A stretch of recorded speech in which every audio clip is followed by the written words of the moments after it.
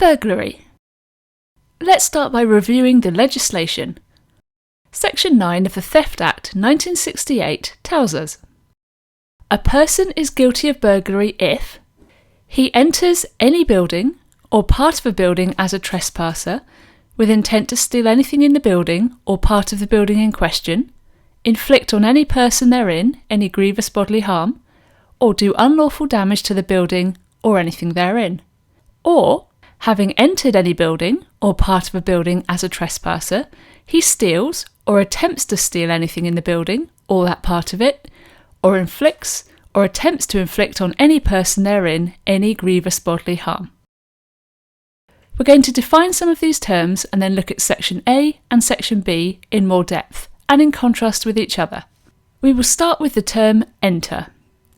The case of R.V. Brown 1985 tells us that entry must be effective.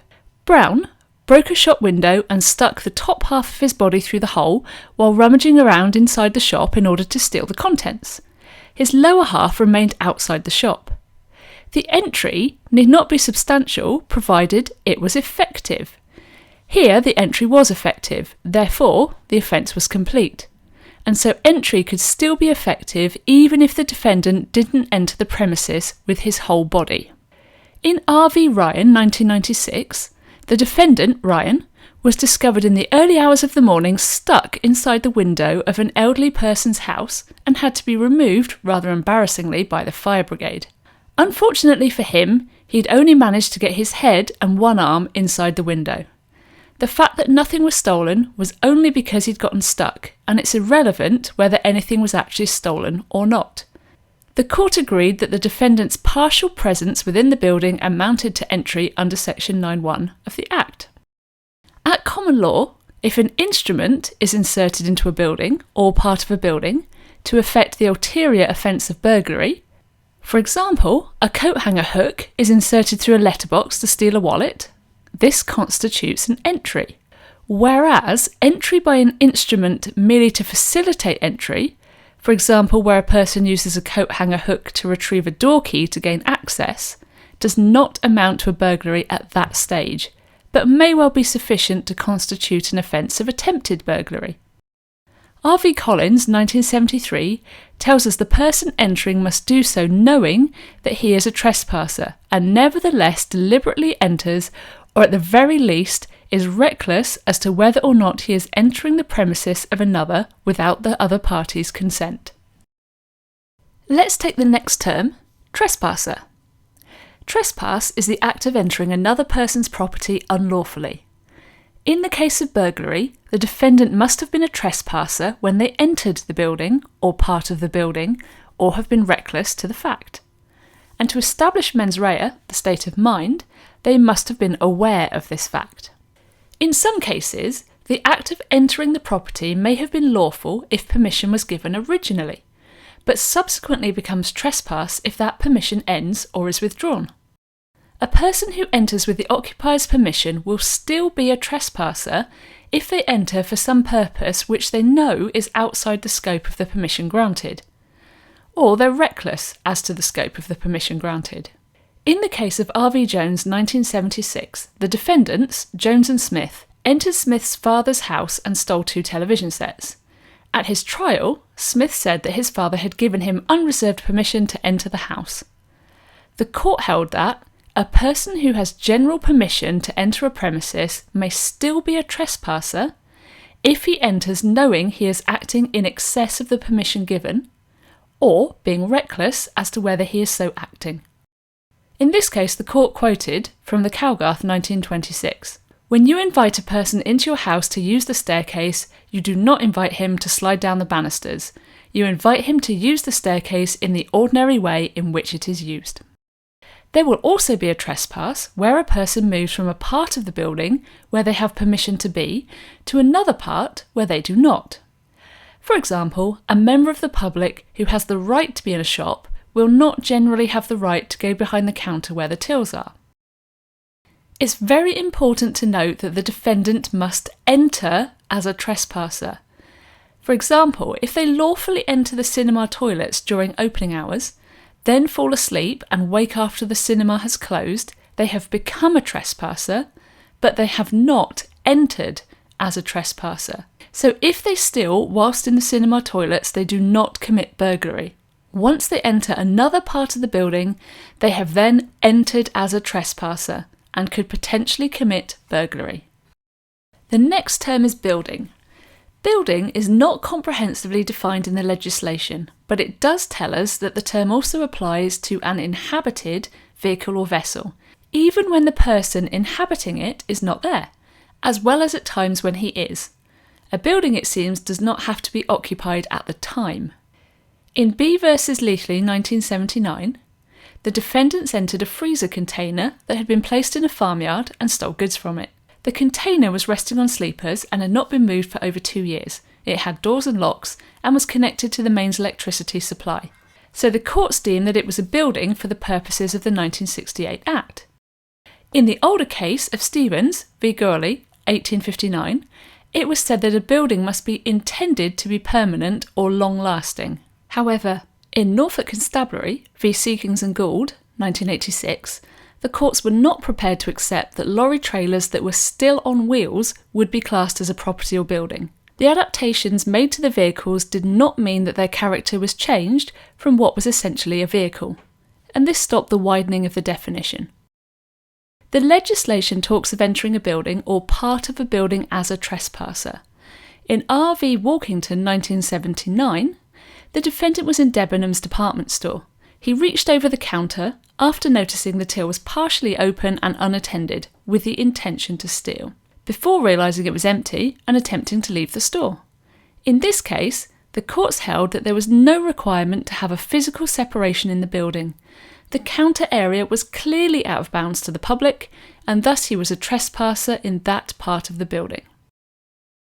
In Section 91A, we need to consider intent. At the time of entering as a trespasser, he must intend to do one of the following: steal, inflict GBH, or cause unlawful damage. Let's address intent to steal first. This means an intention to commit theft under Section 1 of the Theft Act. That is, to dishonestly appropriate property belonging to another with the intention of permanently depriving the other of it. Don't forget that theft requires appropriating property. So if the article isn't considered property under the legislation, like electricity or human bodies, then it's not theft. Theft also requires an intent to permanently deprive, so burglary doesn't include taking motor vehicles or other conveyances without authority. Next we have intent to inflict GBH. This is in reference to Section 18 of the Offences Against the Person Act 1861. And finally, there is intent to cause unlawful damage. This includes intent to cause damage to the building, part of the building, or property within the building. So Section 91A is concerned with entry with intent. For burglary under Section 91A, there is no need to prove that the ulterior offence, stealing, inflicting GBH, or causing unlawful damage, was actually committed. Section 91B is concerned with the behaviour after entering a building or part of a building as a trespasser, rather than their intent on entry. There are two elements to this subsection: theft, which also includes attempted theft, and GBH, including attempted GBH. Notice there is no unlawful damage in Section 91B. So let's compare Section 91A to Section 91B. Ask yourself, did they enter a building or part of a building as a trespasser with intent? Was that intent to steal, inflict GBH, or unlawful damage? If so, then we have a Section 91A burglary. If they entered as a trespasser but did not enter with intent, but then went on to steal, inflict GBH, or attempt either, then we have a Section 91B burglary. Notice, Section 91A refers to intent, regardless of whether the ulterior offence was actually committed.